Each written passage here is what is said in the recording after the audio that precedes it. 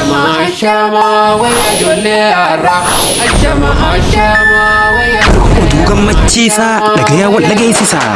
Oduu gammachiisaa namayyuu dhagayaa wal dhageessisaa. Oduu gammachiisaa namayyuu dhagayaa wal dhageessisaa. Assalaamu alaykum wa rahmatullahi wa barakaatuhu. Kabajamtootaa fi jaalatamtoota ustaazotaa fi akkasumas barattoota onlaayinaa hundi keessanuu salaamanni keenya kan jaalaa fi kabajaa bakka isin jirtanitti lagaa gaara qaxxaamuruudhaan imoo waatsaappii zuum keessa qaxxaamuruudhaan isin haadha qabu isiniin jecha markazni khulafaa urraashidiin ifaajee isaa kan barattoota isaa yeroo dheeraadhaaf toora aappii onlaayin imoo inda waatsaappiin barsiisaa ture eebbisiisuuf halduree barbaachisu xumuree waan argamuuf dhuftanii akka qoodarraa fudhattan kabajaa fi jaalaan isin afeerra.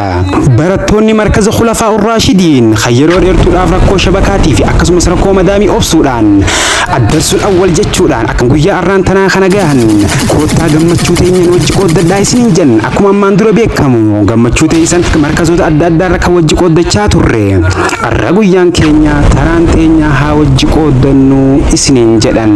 Waan ajabaati. Yaabooni beeytaan siin jedha ustaaz isaanii kan yeroo dheertuudhaaf isaan barsiisuudhaan guyyaa arraan tanaa kanaan isaan gadi beeytaa. Hin beekuutinaa fi mimee eenyuun sila? Kunoonarraa dhageessiifiin hima leenca fakkii namaa kan ta'e ustaaz Yaasiin Bakrii barsiisaa fi hunda isaa markaza khulafaa urraashidiin kan ta'e akkasumas obboleeyyan keenya hundi keessanuu koottaa gammachuusan wajji qooddadha nurraan hafinaa isiniin jedhan. Itti aansuudhaan amiirranii fi akkasumas horeewwan markaza khulafaa urraashidiin kan ta'an kan yeroo shabakaan ustaaza baase bakka ustaazaa bu'uudhaan ijoollee qo'achiisan markaza mataa walii qabuudhaan arraan tanaan gahan amiirran markazaaf lafee duudaa ta'uudhaan guyyaa arraan tanaan gahan Aminaa fi Sa'idaa bakka gammaddan congratulations isin jechaa jazaan keessan jannata isiniin jenna. Eegaa obboleeyyan kiyya qaqqaalii fi gaggaarii amiirran markaza khulafaa urraashidiin nurraa hin hafinaa koottaan wajji qooddadhaa gammachuun tun gammachuun teenya gammachuu teessanii isiniin jedhan.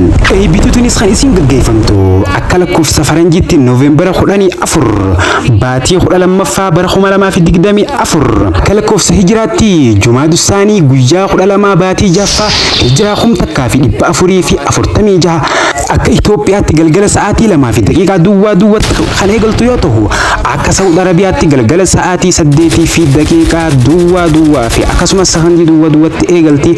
Akka Dubaayitti ammoo galgala keessaa sa'aatii 3 mataarra yoo ta'u hundi keessanuu irraa hin hafamu hin hafina. Eegaa obboleeyyan kiyya qaqqaalii fi gaggaarii sagantaa guddoo ajaa'ibaa tanarratti daafi ustaazanii fi akkasumas barattoonni adda addaa waan argamaniif sagantaa addaa markaza khulafaa urraashidiin qopheessuudhaan irratti isin afeeree jira waan taateef irraa hin hafamu hin hafina. Jalqaba sagantaan tun quraana rabbiitiin kan eegaltu yoo ta'u akkasumas itti aansuudhaan walaloo mimmi'ooytu gurraaf dhaga'uu toltu itti aansuudhaan du'aayii fi gorsa adda addaa waan qabduuf hundi keessanuu akka dhuftanii qoodarraa fudhattan kabajaa fi jaalaan isin afeerraa wal argaan teenya markaza khulafaa urraashidiin. Markaza khulafaa urraashidiin. Markaza khulafaa urraashidiin.